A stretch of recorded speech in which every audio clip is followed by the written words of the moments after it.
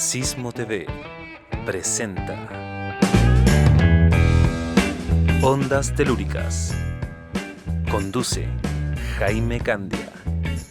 Invitado del día de hoy, Pedro Cayuqueo.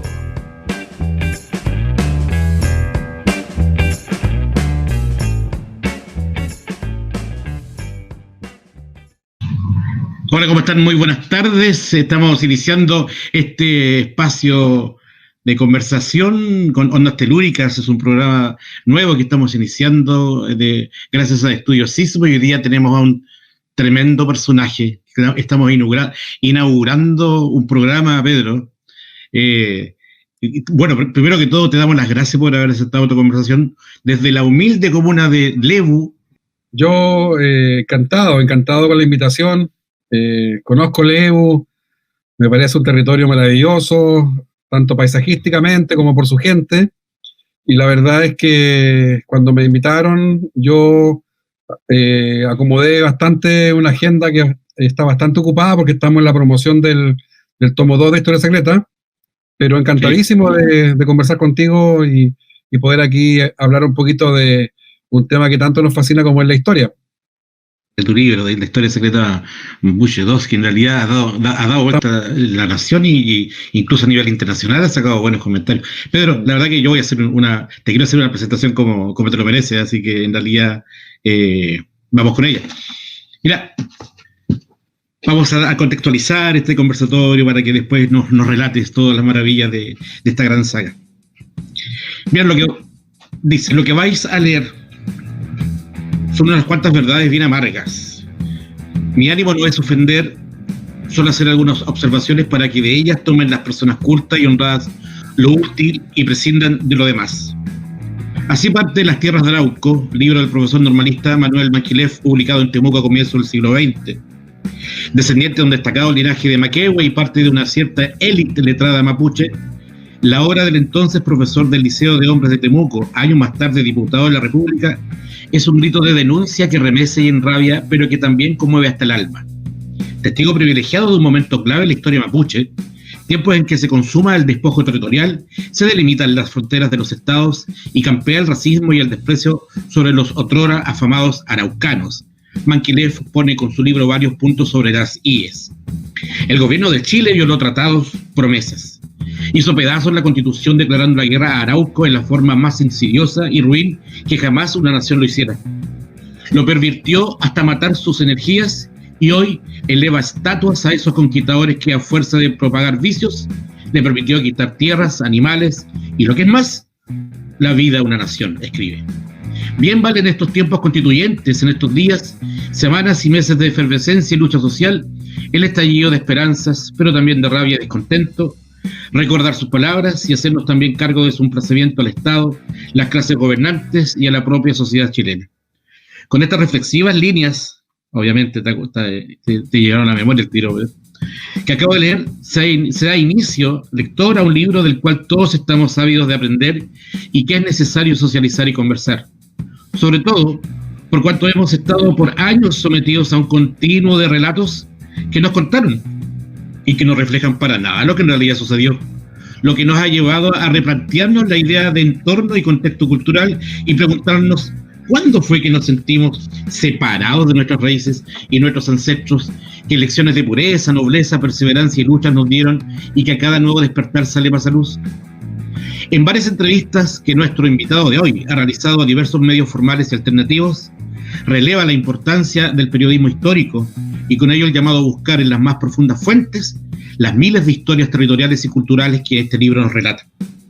Un libro que nos devela secretos desde el Inca hasta el Huinca, desde la pura reflexión hasta el gran Wallmapu, y en el que nos fascinamos con diálogos, evidencias, testimonios, relatos y datos que dejan en el pasado la historia, o más bien dicho, la historiografía que por años han inundado nuestras escuelas, liceos y universidades. En las líneas del libro que presentaremos hoy, y mediante narraciones militares, anécdotas, dinámicas políticas, cultura propiamente tal, entre otros, nos adentramos en las verdaderas raíces de nuestro ser como país y con ello reconocernos en nuestra identidad cultural. El libro que presentaremos hoy nos permite reflexionar sobre la cultura y lo cultural que hemos validado y valorado hasta aquí, poniendo en siento que pareciera de que en las nuevas generaciones existe un proceso de conciencia social y cultural mayor que cuando nosotros estábamos jóvenes. Puede ser el contexto, puede ser el momento, puede ser que estamos avanzando, lento, pero avanzando. ¿Por qué nos hemos olvidado de nuestro pasado indígena? ¿Qué sucedió en nuestro proceso de construcción cultural? ¿Por qué nos identificamos más con el OK que con el FLA? Como lo comentó el profesor Bengoa en su presentación que hizo en septiembre pasado, en tu presentación, Pedro, lo estuve viendo. Esta historia secreta busca enrostrarnos e interpelarnos de nuestra verdad. Tuve que prepararme mucho, Pedro, para poder darte la presentación que te mereces. Como te estás dando cuenta, me estudié. Y es algo histórico, porque muchos historiadores, sobre todo jóvenes, están reconstruyendo la historia y con ello revitalizando la idea de plurinacionalidad. En palabras de su mismo autor, que aquí está conmigo, es un libro que no está escrito para la academia, ni para historiadores, ni para seguidores de la historia llamada oficial. Este es un libro que nos da motivos para reflexionar en cómo estamos enseñando la historia en nuestras escuelas, liceos y universidades, y quizá como lebulenses, a lo mejor esa pregunta va a salir, Pedro, hacer una revisión de nombres como Cornelio Saavedra y Domingo Faustino Sarmiento.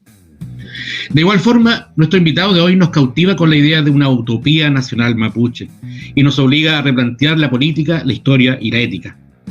Con este preámbulo, en el programa de hoy, el primero que corresponde al inicio de un periodo de entrevistas y conversaciones con diversos entrevistados y entrevistadas, Estudio Sismo Televisión y su programa Ondas Telúricas pretende ser un medio alternativo, válido, confiable y ameno para la transmisión de ideas, conceptos y sucesos de interés local, regional, nacional e internacional.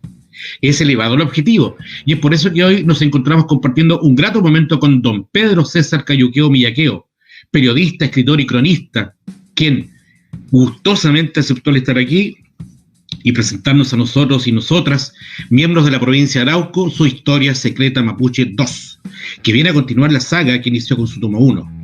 Tras agotar 8 ediciones con su primer tomo, Pedro Cayuqueo retoma la larga epopeya de resistencia mapuche frente a los estados de Chile y Argentina.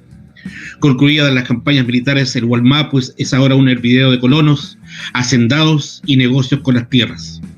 También de forajidos y veteranos de guerra que transformarán la zona en un violento y peligroso Far West. Termina el siglo XIX y los mapuches ya no luchan contra los soldados Winca, ahora lo hacen contra la derrota y el olvido. Nunca antes en la historia mapuche lo contaron así. Al menos 2 cosas intenta demostrar el autor en su último libro: que la historia de su pueblo se ha contado muy mal y que bien contada sería una fuente inestimable de series para Netflix, tanto o más que las hazañas de Cowboy o Mongoles. Ambas hipótesis encuentran respaldo en una investigación ampliamente documentada. Eso lo dijo Daniel Oppenheim en Revista Santiago. Que tú no sabías, obviamente. Además, es un libro que quiero que mis hijos lean inmediatamente, porque funciona como una gran película y hace alusiones a códigos estéticos y comunicativos actuales. Pero sobre todo creo que es un libro escrito para las y los chilenos. Esto es muy importante. Está dispuesto a cruzar este enorme río que a veces, o casi siempre, nos separa. Enrique Antileo, historiador mapuche. Hijo de Pedro Cayuqueo Enchucuy y Jacinta Millaqueo Mariqueo, es originario de la reducción cacique Luis Millaqueo del sector Ragnin Tuleufú, en español Entre Ríos. ¿Bien? ¿No se puede? Sí. Así es. Comuna de Nueva Imperial. Cursó sus estudios primarios y secundarios en el Colegio Santa Clara de Nueva Imperial. Después cursó leyes en la Universidad Católica de Temuco y periodismo en la Universidad de la Frontera, la famosa y luchadora UFRO. Exacto. En 1999 fue delegado ante la Comisión de Derechos Humanos de la ONU en Ginebra, Suiza.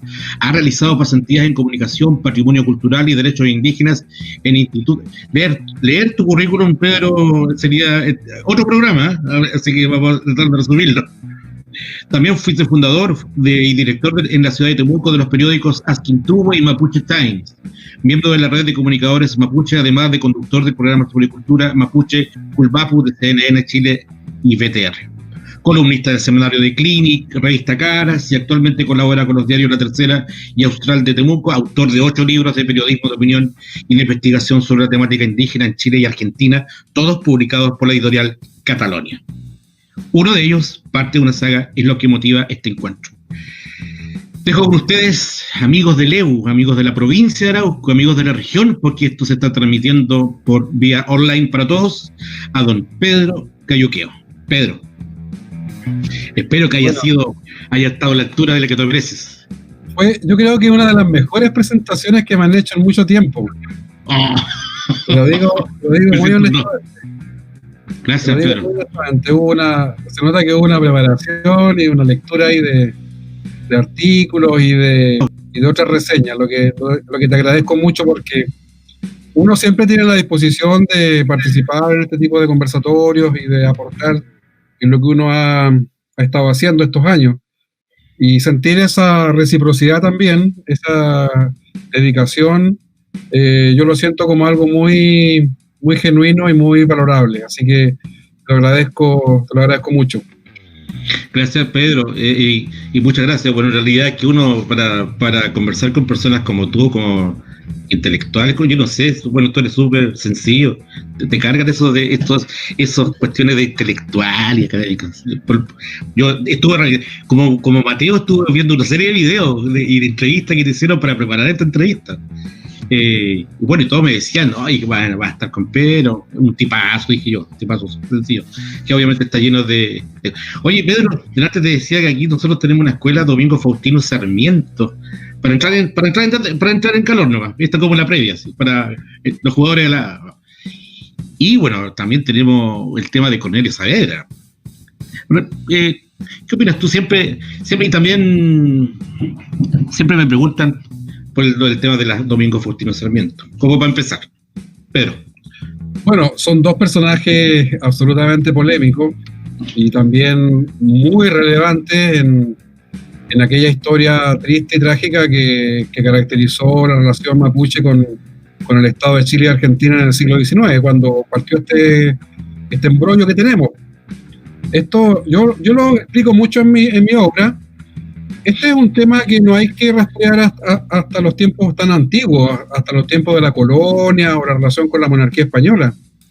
Las autoridades y los políticos generalmente tienen una frase que es muy recurrente que la usen, que dice que no hay que exigirle a un gobierno de 4 años solucionar un problema de 500 años. Y esa frase es bien engañosa, porque el problema no tiene 500 años. Este problema es mucho más reciente, es mucho más contemporáneo. Y tiene relación con la República de Chile y Argentina. Dejemos a España un tiempito descansar, dejémoslo tranquilo un rato, porque con España tuvimos una guerra inicial de lo que está documentado en la Guerra de Arauco, los tiempos del siglo XVI, pero luego con España tuvimos una relación de diplomacia que duró un par de siglos. Y la verdad es que nosotros derrotamos al Imperio Español, y España luego de esa derrota estableció un sistema de relaciones diplomáticas con los mapuches que por lo demás es muy rica en historia y en calidad. Los tratados hispano-mapuche, que son más de 40 tratados coloniales, están estudiados a niveles de Naciones Unidas en Ginebra. Son documentos históricos que incluso fueron moldeando lo que se llamó más adelante el derecho internacional.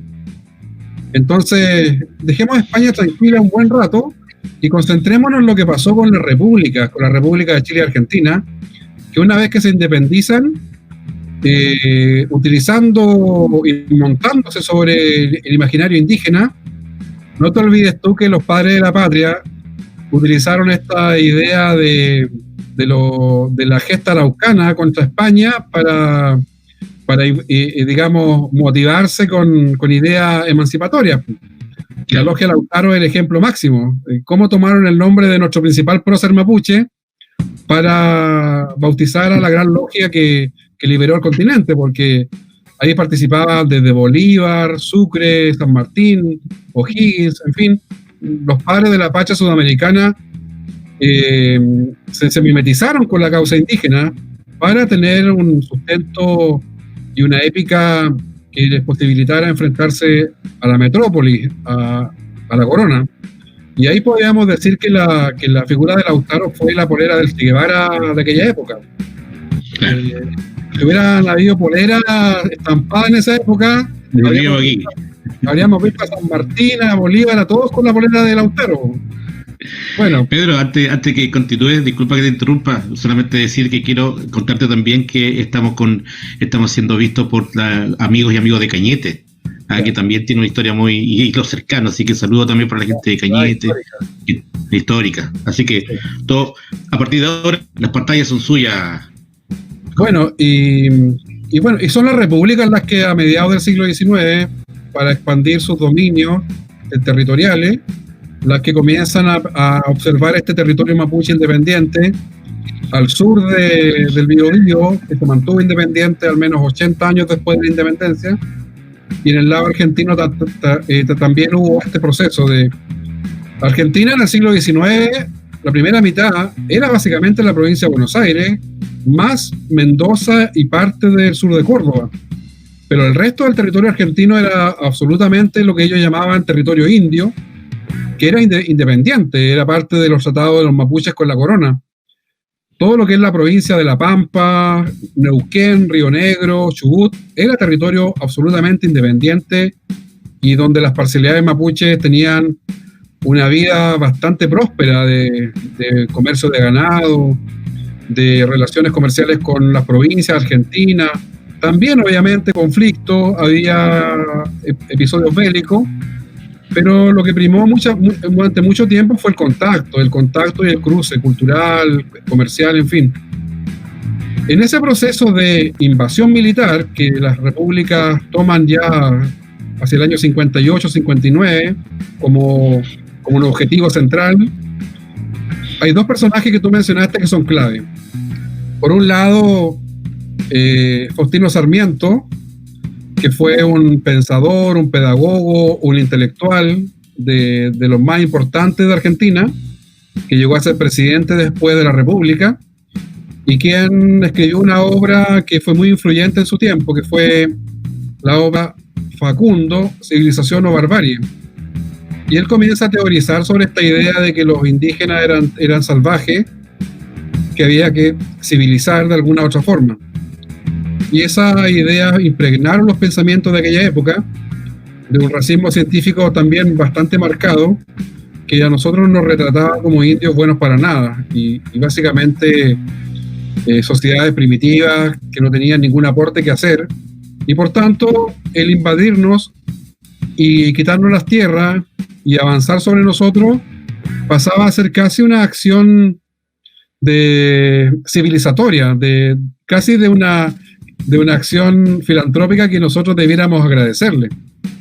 Y por otro lado, acá en Chile hubo un personaje que se encargó no de la tarea intelectual, pero sí de la tarea militar, que fue don Cornelio Saavedra, que fue quien presentó los planes de ocupación al presidente Manuel Montt primero y después a José Joaquín Pérez, con los cuales Chile comenzó el proceso de avance de la frontera del Biobío hacia el Mayeco, y posteriormente, ya en la década del 80, después de la Guerra del Pacífico, la invasión hasta el territorio del Cautín, que fue ya la invasión final. Y Cornelio Saavedra fue un personaje polémico, porque está retratado en la historia como una especie de prohombre, un estadista, un hombre relevante, y la verdad es que Cornelio Saavedra fue para nosotros los mapuches, un criminal de guerra, y también un acaparador de tierras que yo lo cuento en mi libro. Él se hizo de un patrimonio territorial bastante importante para él y su familia, en un conflicto de interés que hoy día causaría vergüenza. Entonces, la figura de Cornelio Saavedra claramente no es la que se tiene en aquellos municipios y plazas que él pudo fundar en el avance militar que hubo sobre el territorio nuestro. Lebu, una de ellas.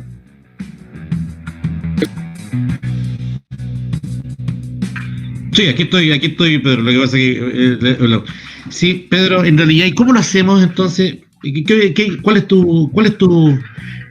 tu reflexión respecto de cómo hacerlo para cambiar la historia?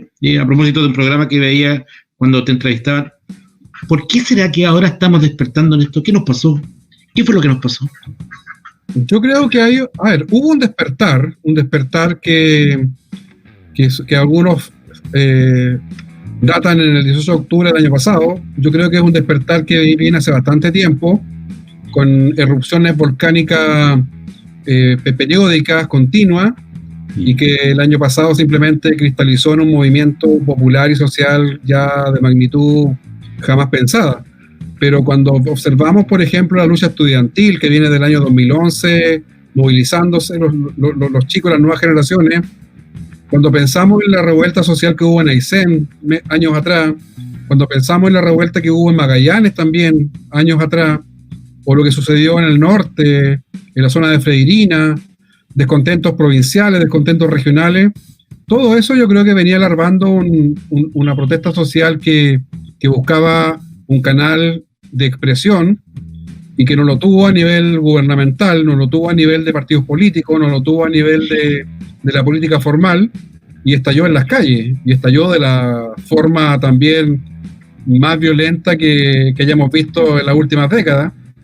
Y creo que ese despertar es el que también ha ido acompañado de un cambio cultural en el cual las nuevas generaciones y las generaciones mayores se comienzan también a cuestionar los relatos que les han sido enseñados desde una mirada colonial, desde una mirada patriarcal, desde una mirada nacionalista, desde una mirada incluso elitista durante demasiado tiempo. Está todo en deconstrucción hoy día, está en deconstrucción el patriarcado, está en deconstrucción las relaciones de género, está en deconstrucción el comportamiento que tenemos frente a los extranjeros, a los migrantes extranjeros, está en deconstrucción también nuestra relación con los pueblos originarios, y eso es algo que habla de una sociedad maravillosa que está cambiando, está evolucionando, y que nadie debiera interpretar el conflicto como algo malo. ¿Sí? A mí me extraña que se interprete el conflicto como algo malo. El conflicto da cuenta que hay una sociedad que está viva y que está en constante evolución. Si no hubiera movimiento social, si no hubiera protestas, si no hubiera incomodidad de algunos sectores, no quiere decir que las cosas estén bien. Quiere decir generalmente que hay un sector que tiene la pata encima del resto y que es incapaz, por tanto, de reclamar y de protestar y de manifestarse. Que estemos viviendo un proceso de lucha social en Chile, yo lo encuentro algo saludable. Lo encuentro saludable y creo que más aún si es que se logra canalizar democrática y pacíficamente en un proceso constituyente que a mí me tiene muy entusiasmado, tanto así que espero estar dentro de los 155 constituyentes el próximo año. Sí, ayer cuando revisaba unas entrevistas que te hacían, efectivamente tú abiertamente indicaste que querías ser, tu pretensión era ser constituyente. Cuéntanos de eso, Pedro. ¿Cuál es tu razón más interna? Yo creo que tenemos que dejar por un rato la opinología, estar desde la galería criticando al sistema, al modelo, a los políticos, porque es como casi deporte nacional. Las redes sociales se transformaron en unas trincheras a veces bastante odiosas, y tenemos que dar el paso a hacernos cargo de los temas públicos y de los asuntos públicos, porque no vamos a cambiar nunca la clase política si no nos atrevemos a meternos en ese terreno. Y yo creo que las constituyentes es un espacio eminentemente deliberativo ciudadano, que a mí me atrae mucho la posibilidad de ser parte de eso. No así otras elecciones donde más bien participan políticos profesionales en la búsqueda de representar o de obtener cargos públicos, legítimos por lo demás.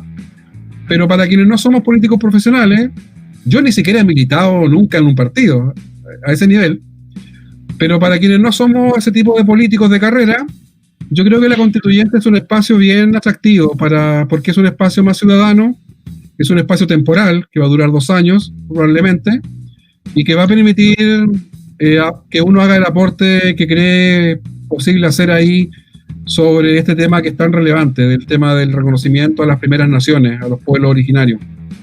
Creo que debemos estar, creo que no hay que restarse, y creo que también, no solamente en mi caso, sino también ojalá que dirigentes mapuche, hombres y mujeres de todos los territorios, de todos los sectores, estén dispuestos también a dar ese paso de hacerse parte, de intentar lograr llegar a ese espacio de deliberación que por lo demás es absolutamente inédito en la historia de Chile. Si esto nunca ha sucedido antes, es lo más novedoso y lo más excepcional que nos ha sucedido, y quiero poder contarle a mis nietos y mis nietas que estuve ahí.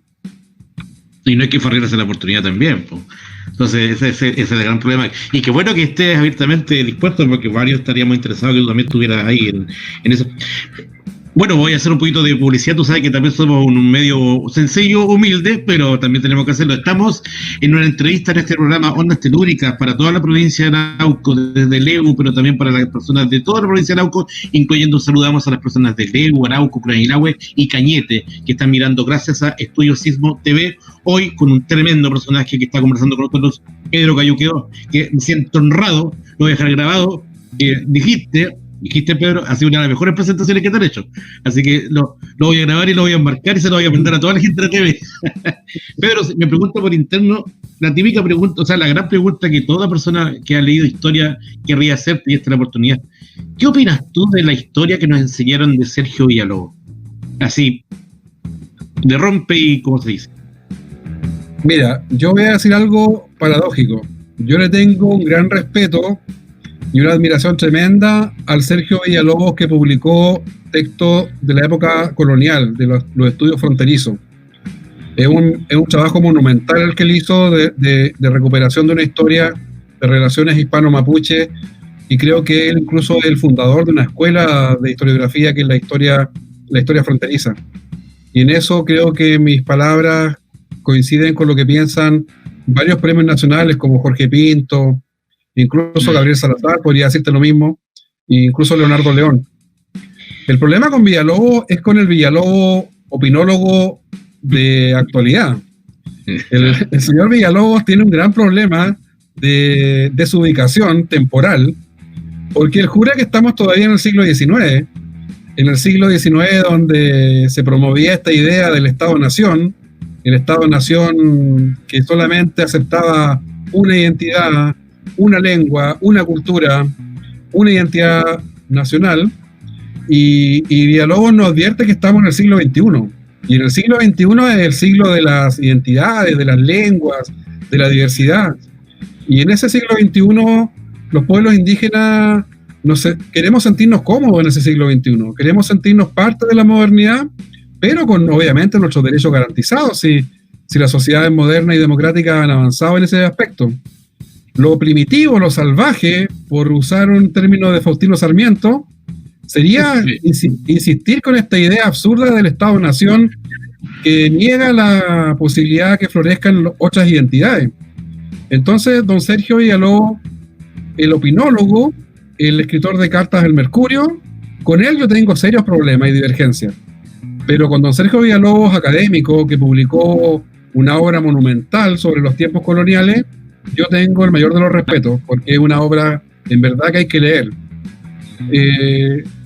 Creo también que hay un tema ahí a veces, no sé, no quiero ser irrespetuoso, pero yo creo que don Sergio debiera ser mucho más querido por sus familiares, debieran cuidarlo mucho más, y debieran, a la edad que tiene él ya, mantenerlo más bien ocupado en otras cosas y no publicando sus diatribas en el Mercurio, que a veces yo diría que le hacen un flaco favor a su gran trayectoria académica que tuvo en el pasado.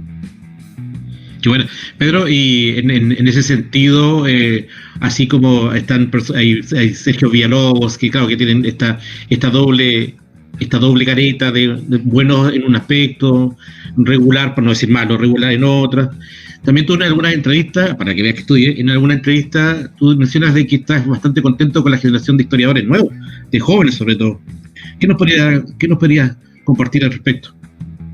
Sí, hay una nueva camada de historiadores, tanto mapuches como chilenos, que tienen otra mirada sobre los procesos históricos, menos basada en la historiografía oficial, que se basa en la historiografía de la élite, de los vencedores, y hay hoy día otras corrientes historiográficas que están apuntando más bien a la historia más social y a la historia más local, que son capaces de desmonumentar a los próceres y de dar cuenta también de la versión de la historia que tienen los perdedores. ¿Ya? La historia la escriben los vencedores, esa es una frase marcada a fuego, y la verdad es que hoy día el perdedor también se revela ante eso, porque también somos sujetos históricos. y que tenemos todo el derecho de poder reescribir la historia, como lo hemos estado haciendo. Y hoy día, por suerte, el pueblo mapuche tiene una cantidad pero gigantesca de cientistas sociales, académicos, estudiantes de esas áreas de estudio que se destacan por su brillantez y se destacan por su rigurosidad. Yo tengo más figuración pública porque yo trabajo en los medios y porque escribo también para el gran público lector. Pero mi obra se basa también en el trabajo de muchos académicos que lamentablemente por su especialización también ellos estilan escribir para la academia, no para el gran público lector. Entonces ahí viene el rol de los divulgadores como yo, que podemos serviciar entre dos mundos. Efectivamente, Pedro, en una de las partes cuando te estaba presentando tú decías de que tu obra no está destinada tanto para el mundo académico, así como sino que es más digerible para todo tipo de público. Entonces, en ese sentido, es más amigable la lectura que se puede hacer de la historia de Chile 2, la historia secreta de Mapuche, perdón, 2. Sí, es así, ¿no es cierto? Yo tengo la creencia que tenemos que también democratizar el acceso al conocimiento. Y no podemos escribir solamente para los eruditos o para los especialistas. Tenemos que ser capaces, los escritores, los periodistas que nos gustan estos temas, de escribir para nuestra gente sencilla, que también a veces le cuesta digerir un texto académico, le cuesta digerir un texto que tenga muchos conceptos técnicos. Y los textos académicos se caracterizan por los tecnicismos, ¿ya? Hay normas que tienen que cumplir, obviamente, ellos. Existen estándares internacionales, incluso que rigen el trabajo académico y que los obligan a escribir, como diría un amigo mío, en difícil. Y mientras más difícil, parece que es mejor. Pero esas restricciones no las tenemos quienes hacemos periodismo o que yo vengo de la crónica histórica y puedo darme el lujo de citar ejemplos los que me vengan en gana, tanto así que yo cito series de televisión, hablo de Game of Thrones, hablo de Star Wars, bauticé a Villalobos como nuestro Darth Vader. Sí. Y es por lo que decía antes, porque tú dijiste, Villalobos tiene un pasado bueno, pero se volvió malo. Claro. Entonces es como Darth Vader, que fue al lado oscuro de la fuerza. El lado oscuro lo atrapó, pero yo tengo la esperanza que como Darth Vader, en el último momento, vuelva al lado bueno, vuelva al lado de la fuerza. Por eso le puse Darth Vader a don Sergio. A ver, Sergio. Pedro, en ese sentido, ¿qué le diría? A ver, pensemos en las personas, los jóvenes sobre todo que están en estos momentos mirando. Imagínate que te están mirando en toda la provincia de Arauco, como te digo, gente de Cañete, de Levo, de Curailahue, Los Álamos me dicen también. De acá. Es necesario, obviamente, leer la historia más secreta de Mapuche 1 para el secreto 2, ¿no es cierto? No necesariamente. No necesariamente. Pero obviamente si pueden completar la saga, mucho mejor. Está disponible el libro 1 en muchas librerías públicas de colegios, de municipalidades. Está disponible también en librería y también están disponibles los 2 tomos en la cuneta. El libro es un éxito pirata. Sí, cuando estaba lanzando el libro en el lanzamiento de la editorial Catalonia, decían que ustedes habían pensado en cierta cantidad de libros, ¿no? Y tuvieron que después imprimir más. Sí, la edición primera del libro rojo se agotó en semana. O sea, nunca pensaron en la editorial por ese libro, por la pandemia, porque están cerradas las librerías. Nunca pensaron que iba a tener el éxito que tuvo y que se agotó en un par de semanas. Entonces ya están circulando una segunda edición. Pedro, en ese sentido, ¿tú qué mensaje les darías a los profesores de historia? Porque en la presentación que te hice, hablaba de la responsabilidad que tenemos nosotros como lectores y la educación también formal. ¿Tenemos alguna responsabilidad como... Bueno, yo soy profesor. ¿Tendremos alguna responsabilidad en aquello? Dilo así, duramente, ¿no? Yo creo que los profesores tienen responsabilidad, no tanto por acción, sino por omisión. Ustedes no están obligados a seguir religiosamente el currículum que les manda el Mineduc. Hoy día hay mucha libertad para los profesores, para que puedan introducir textos, introducir literatura. puedan trabajar en aula con los estudiantes, no solamente con los textos que los mandata el Mineduc, sino que hay hoy día una libertad que tienen para introducir contenidos nuevos.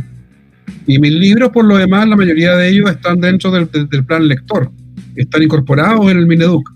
Entonces no hay muchas excusas para no contar la historia de forma más verídica, de forma más coherente a lo que lo plantean los textos, los manuales escolares del siglo XX, que son bastante racistas. Fíjate que nosotros siempre aparecemos en los manuales escolares antiguos, aparecemos como en pasado. Un pueblo que habitó, claro, un pueblo que fue, claro, aparecemos como en la prehistoria. Y nunca nos sitúan en la modernidad. Es como el negacionismo indígena que tú de repente hablas en una de las partes de la charla, de tu charla anterior. Sí.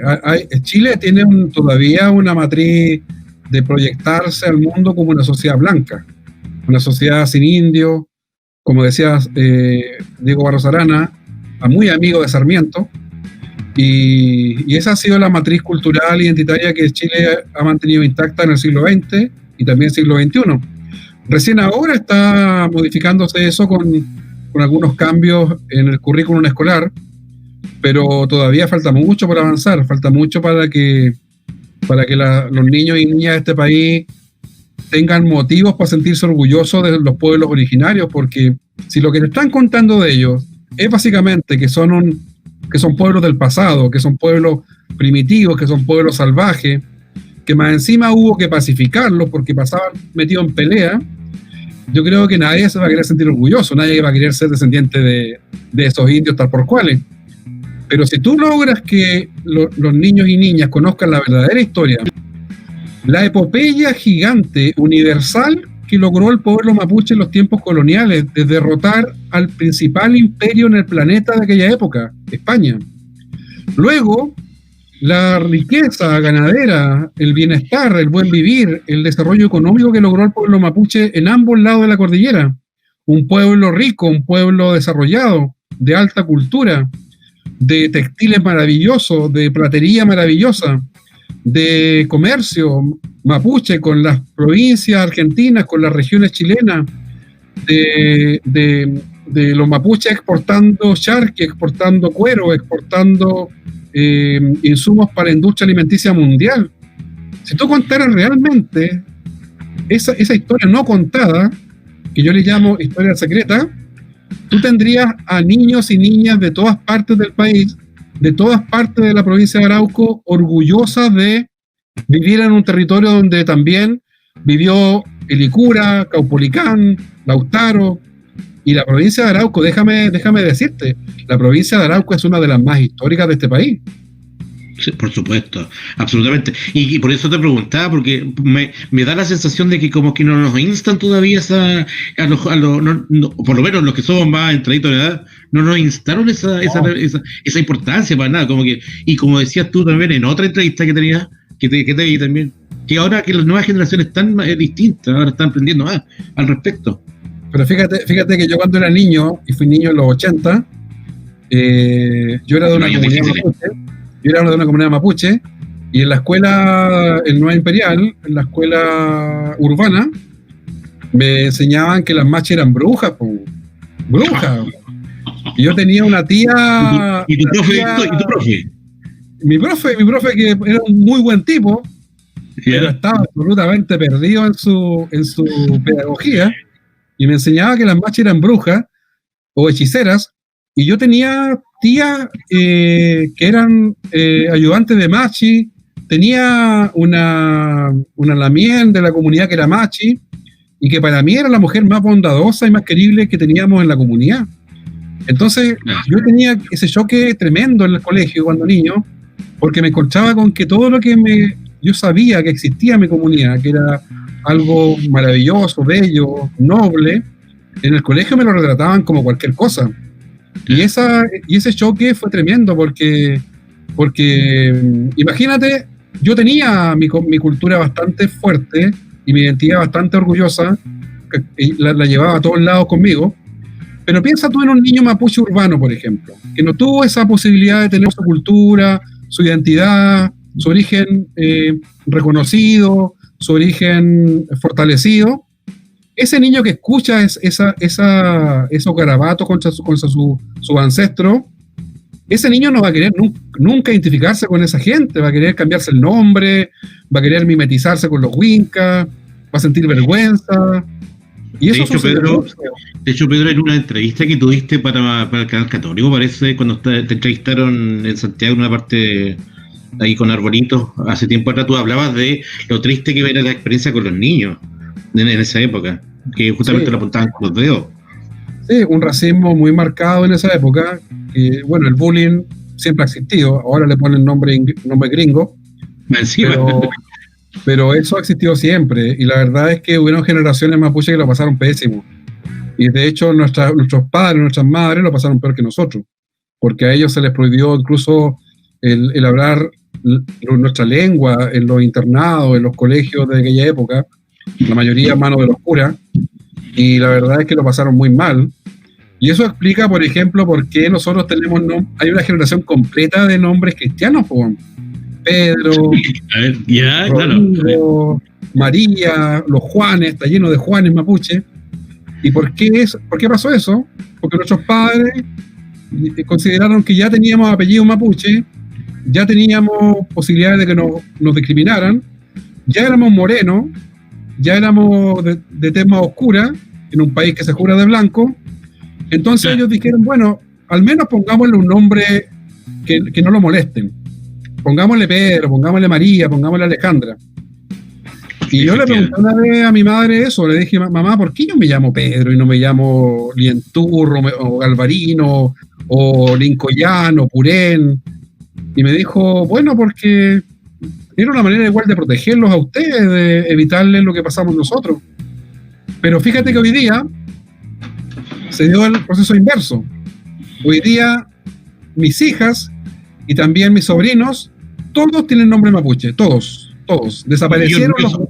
Desaparecieron las Juanitas, los Pedritos, los Claudios, y volvieron los Lientur, volvieron los Lincoyanes, los Nahuel, las Ayelén, las Amancay. Sí.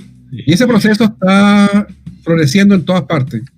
Bueno, eso es un proceso cualitativo, histórico también, que requiere también de una serie de... Hemos logrado ponernos de acuerdo pareciera ser que tenemos un nuevo contrato social, así como rusonianamente hablando. ¿Crees tú que estamos haciendo este nuevo contrato?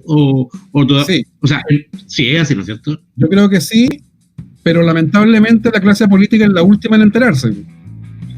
Y la clase política obstaculiza este tema, lo obstaculiza y le pone piedra en el camino, porque la clase política por definición es conservadora. Y esta lógica de mantener el poder por el poder, es muy nefasta y hace que los procesos sociales finalmente tengan que estallar a veces en violencia para que los tomen en cuenta. Pero si tuviéramos una clase política que fuera culta, que fuera madura, que fuera con visión de Estado, pensando en las próximas generaciones y no en las próximas elecciones, como decía Churchill, probablemente estos temas tendrían un correlato en la política mucho más transitable, mucho más amigable. Pero ahora tenemos una sociedad que está en un contrato social nuevo, que está deconstruyéndose de tantas cosas, que está avanzando en comprensiones de derechos sociales que le fueron negados durante demasiadas décadas, que se está hermanando con sus pueblos originarios, que está mimetizándose con ellos, con sus luchas, con sus símbolos. Piensa tú en la bandera mapuche en las manifestaciones, se llena de banderas mapuche por todos lados. Esa sociedad lamentablemente no encuentra en la clase política una reciprocidad, no encuentra en la clase política todavía un feedback, un ir y venir virtuoso, sino que encuentra en la clase política resistencia, encuentra obstáculos. O sea, no es, como dices tú, no es un círculo virtuoso, sino que es un círculo vicioso al final de cuentas. Exactamente. Oye, Pedro, ahí hay una persona que nos está mirando y dice si existe la posibilidad de que tus sagas aparezcan en Netflix. ¿Qué hay de eso o fue un comentario? Mira, hubieron conversaciones pre-pandemia con algunas productoras, porque hay digamos, hubieron acercamientos bien serios respecto de una adaptación del tomo 1 a una serie de documentales históricos, o bien a una serie histórica. Pero como todo quedó en veremos con la pandemia, se suspendieron muchos proyectos y la verdad es que también a nivel de generación de contenidos audiovisuales, también algunas plataformas de streaming como Amazon o Netflix también paralizaron algunas ideas que estaban trabajando. Yo tengo el sueño que algún día suceda. Creo que hay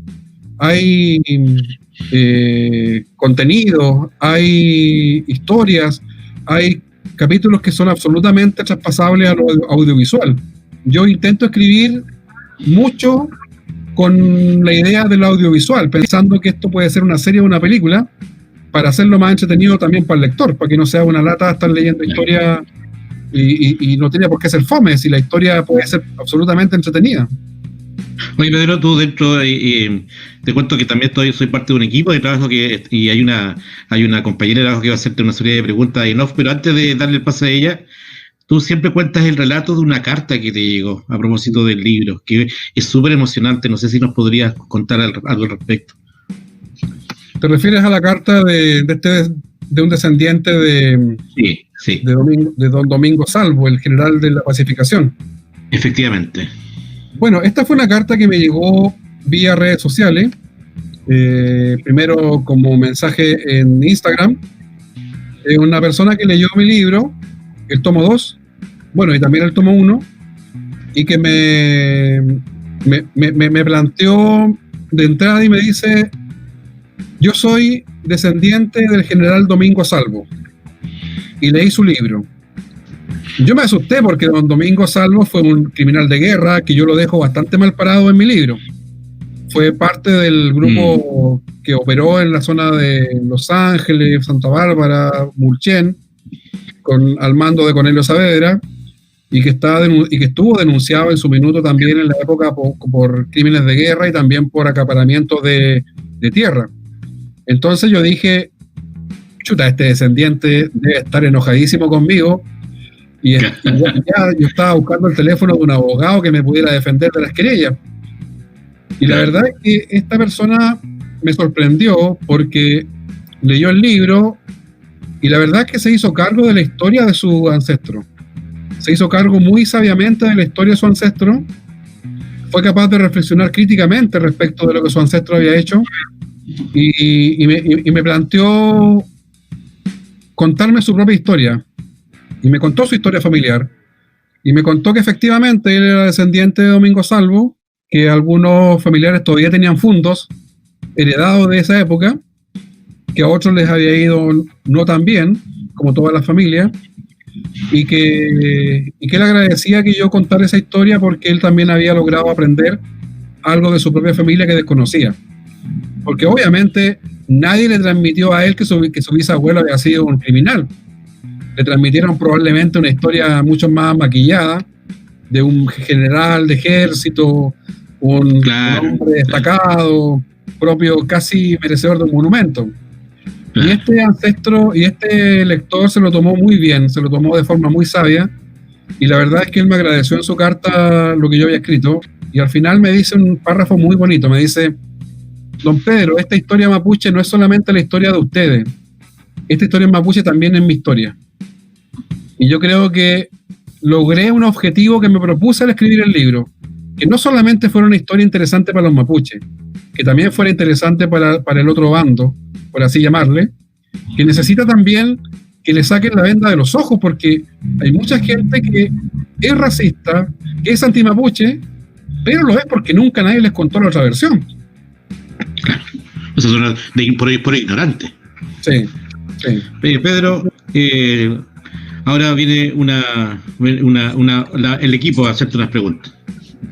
Claro, acá desde del backstage, la voz en off, saludarte, darte las gracias por estar en esta transmisión, en este programa que estamos levantando recién hoy día contigo, lo estamos inaugurando, Ondas Telúricas, de Estudio Sismo, una productora también de Cañete, así que también aportando un poquito a la pregunta que hacía Francisco González Fontecilla con respecto a lo de Netflix, dejamos las puertas abiertas nosotros para trabajar contigo. Muy encantado. Sí, Pasó así el que dato al tiro. no, esto, la verdad, todo es promoción. Bueno, ¿no? Y también saludar a la gente que está conectada, a la gente de la provincia, a la gente que nos está escuchando, que está participando en esta entrevista. Para nosotros es súper importante empezar a generar contenido, traer desde la fuente también de esta investigación que has hecho por tantos años y aportar a la discusión, a la formación también o información de todos nosotros que somos habitantes de este territorio. Queremos saludar a Francisco González Fontecilla, como decía, que estuvo en una pregunta, a Manuel Fernández, creo que veo por aquí a Gonzalo Guentemilla también. Y nada, dejarte la pregunta con respecto a qué mensaje daría a nuestra provincia en el contexto actual. Esa sería una de las preguntas que nos interesaría que nos respondas para nuestro territorio. Bueno, el mensaje que yo les entregaría con mucha responsabilidad, porque sé lo que está sucediendo en la provincia y están pasando cosas también terribles, están pasando cosas tristes. El mensaje que yo les entregaría es que nunca pierdan la oportunidad que ofrece el encuentro entre culturas. Nunca den por fracasado el encuentro cultural, el encuentro entre culturas. Nunca den por fracasado el diálogo entre culturas.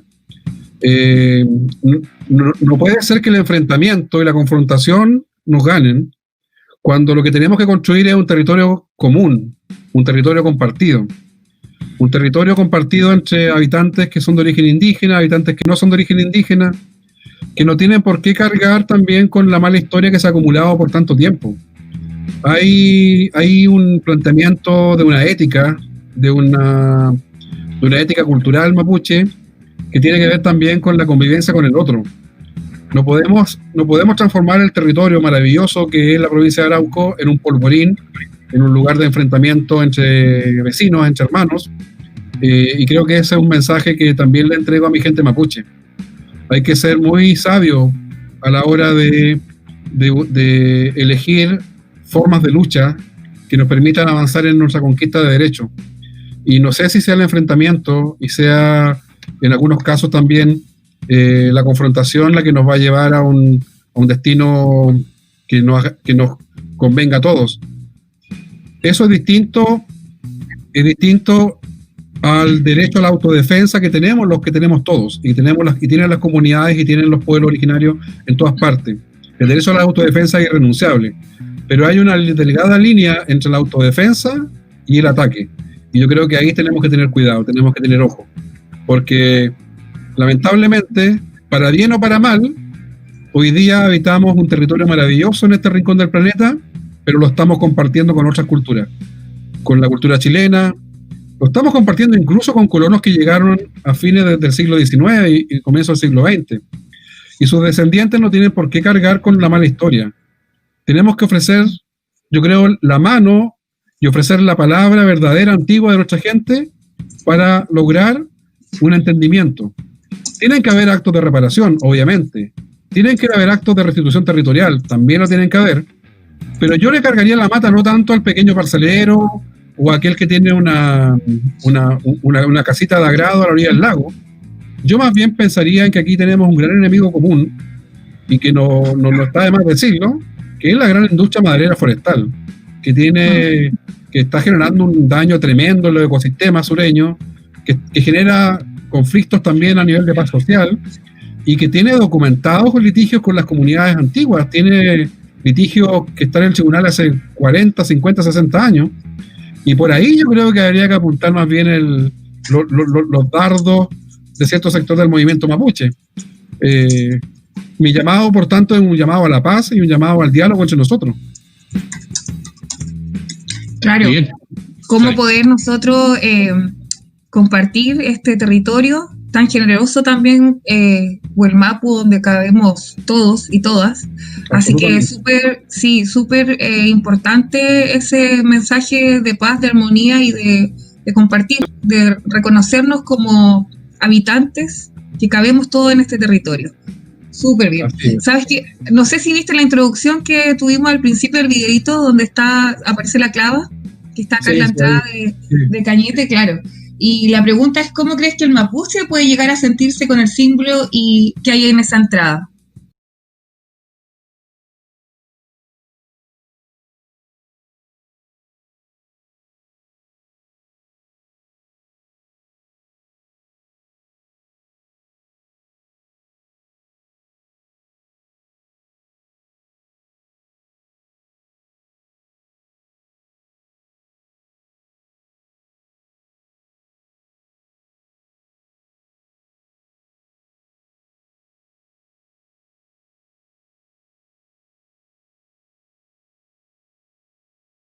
reconocernos como habitantes que cabemos todos en este territorio.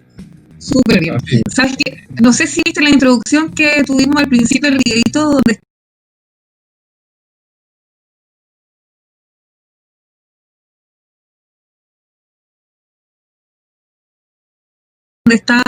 aparece la clava, que está acá en la entrada de Cañete, claro.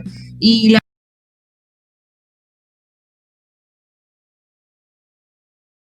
mi llamado, por tanto, es un llamado a la paz y un llamado al diálogo entre nosotros. Claro, ¿cómo poder nosotros compartir este territorio tan generoso también, Huelmapu, donde cabemos todos y todas? Así que es súper importante ese mensaje de paz, de armonía y de compartir, de reconocernos como habitantes que cabemos todos en este territorio. Súper bien. ¿Sabes qué? No sé si viste la introducción que tuvimos al principio del videito donde aparece la clava, que está acá en la entrada de Cañete, claro. Y la pregunta es, ¿cómo crees que el mapuche puede llegar a sentirse con el símbolo y qué hay en esa entrada? ¿Cómo se puede reconocer en ese? Puedo hablar de mi experiencia personal. Yo, siendo de Temuco, casi toda mi vida, no dejaba de sentir una sana envidia cada vez que visitaba Cañete y me encontraba con ese maravilloso monumento ahí al lado de la ruta.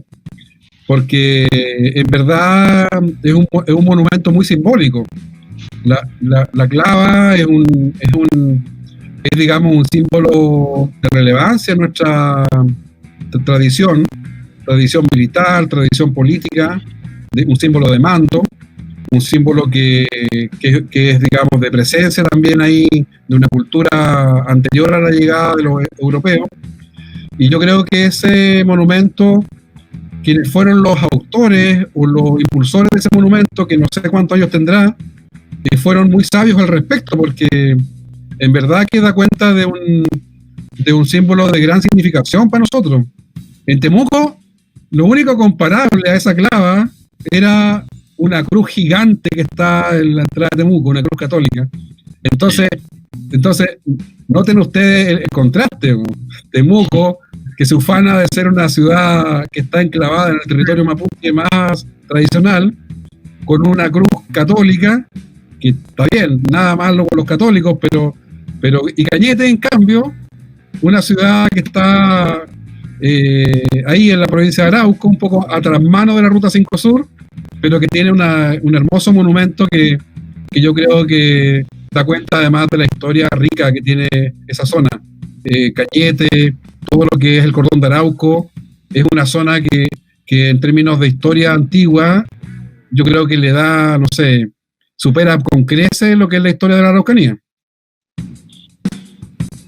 Sí, de todas maneras. Bueno, volver a saludar a la gente que está conectada, que ha estado sintonizando.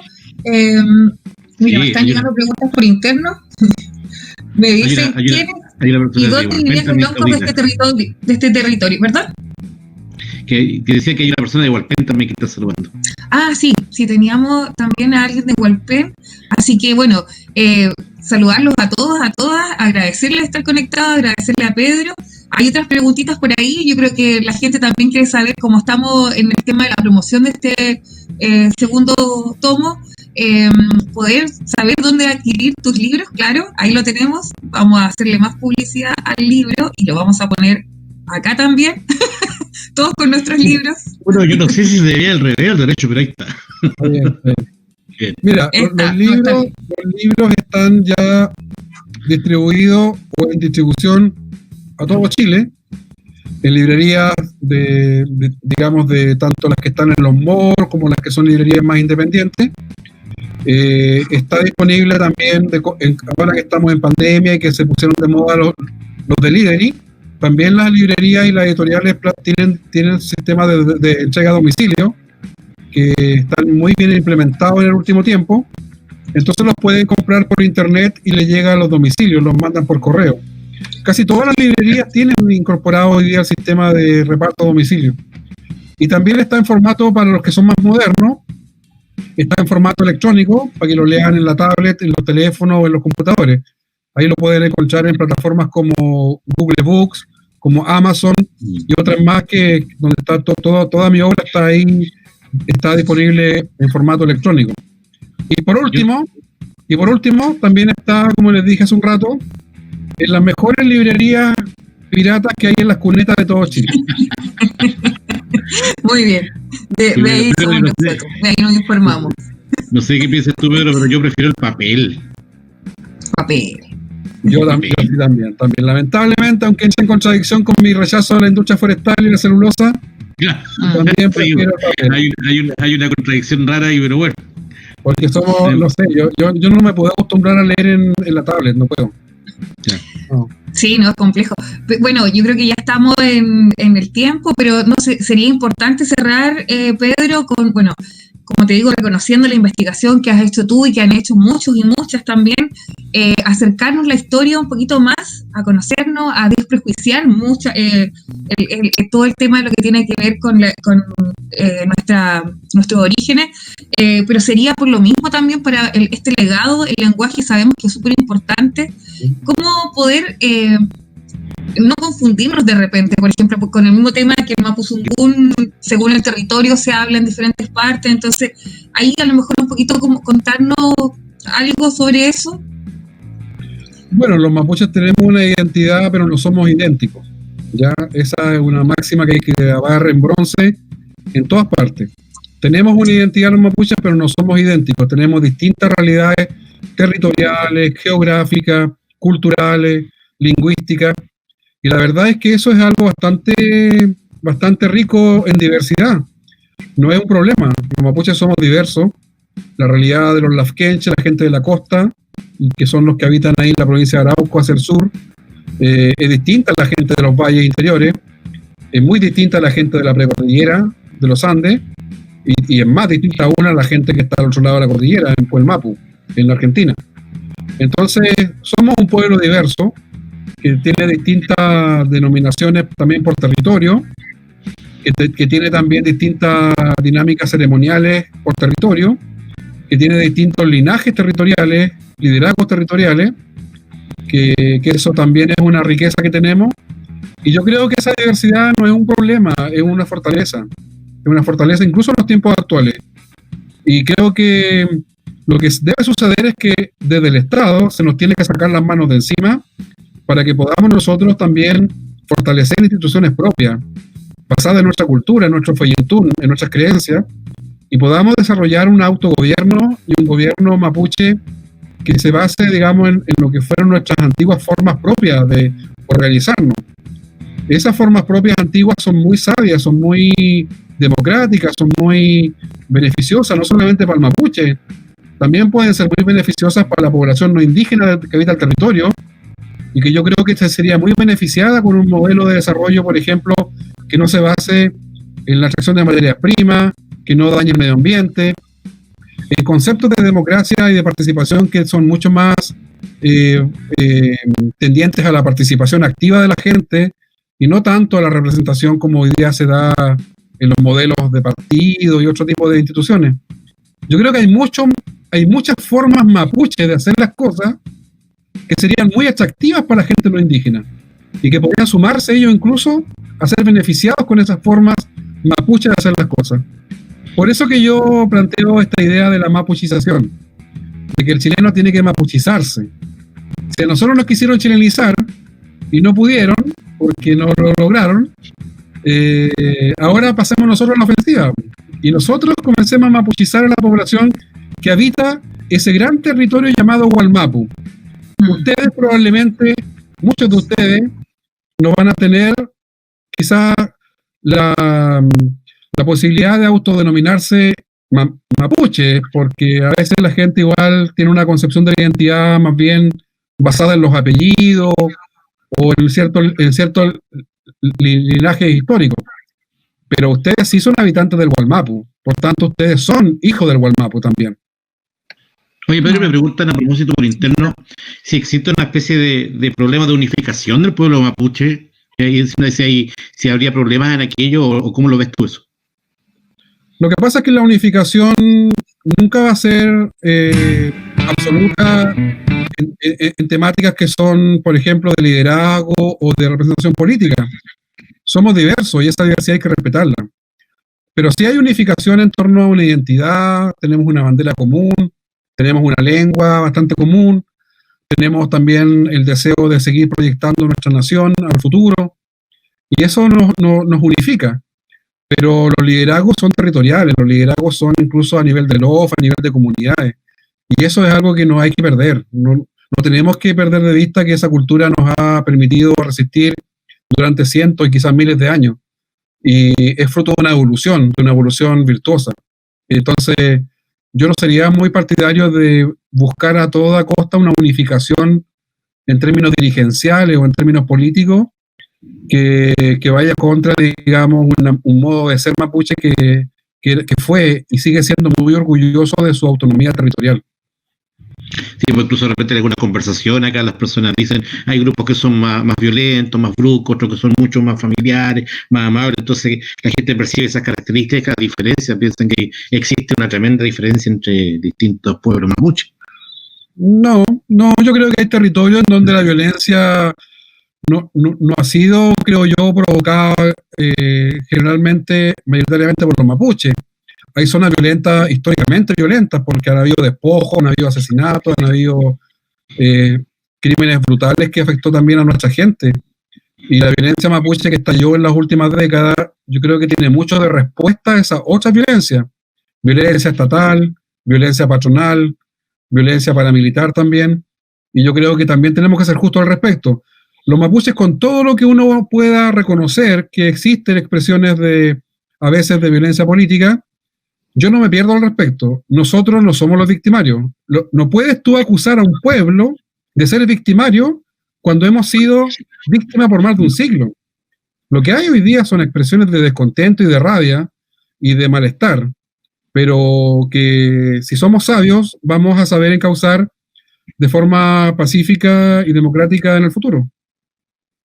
Me parece genial, Pedro, sí, eso es clave. Y esa también mapuchización, me gustó lo de mapuchizarnos, también yo creo que también tiene que ver con empezar también en la escuela, como decías tú. Bueno, siempre me sale, los profes que soy, pues, y bueno, los profes también tenemos responsabilidad en eso, así que tenemos que empezar de la escuela. Pedro, la verdad que ya por temas de tiempo, por tu tiempo también, yo sé que venías cansado, venías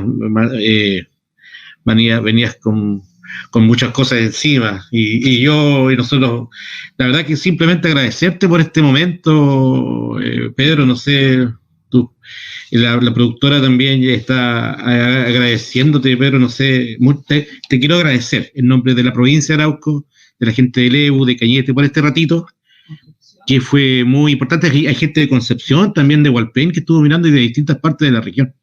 Así que te quiero dar las gracias, Pedro. Bueno, gracias a ustedes por esta invitación. Me siento honrado de estar inaugurando este programa.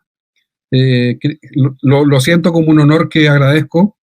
Y la verdad es que cuenten conmigo para el futuro, cuenten conmigo cuando requieran que yo pueda aportarles algo.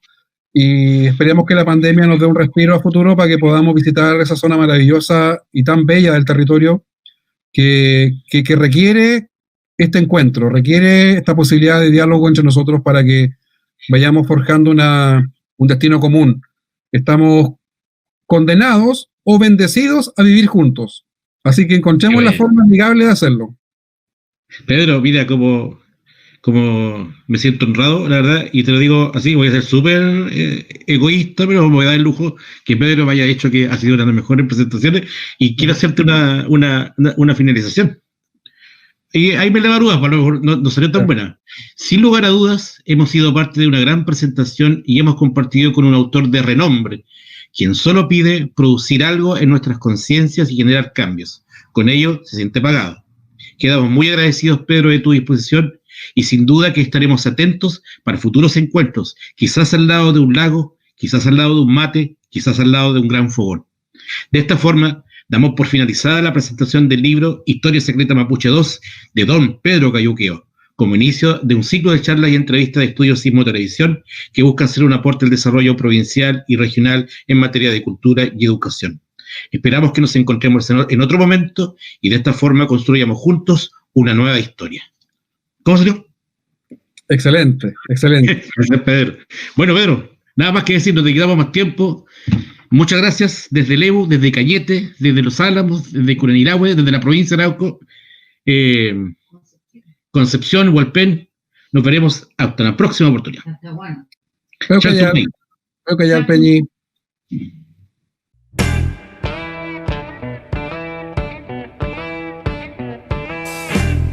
Sismo TV presentó Ondas Telúricas.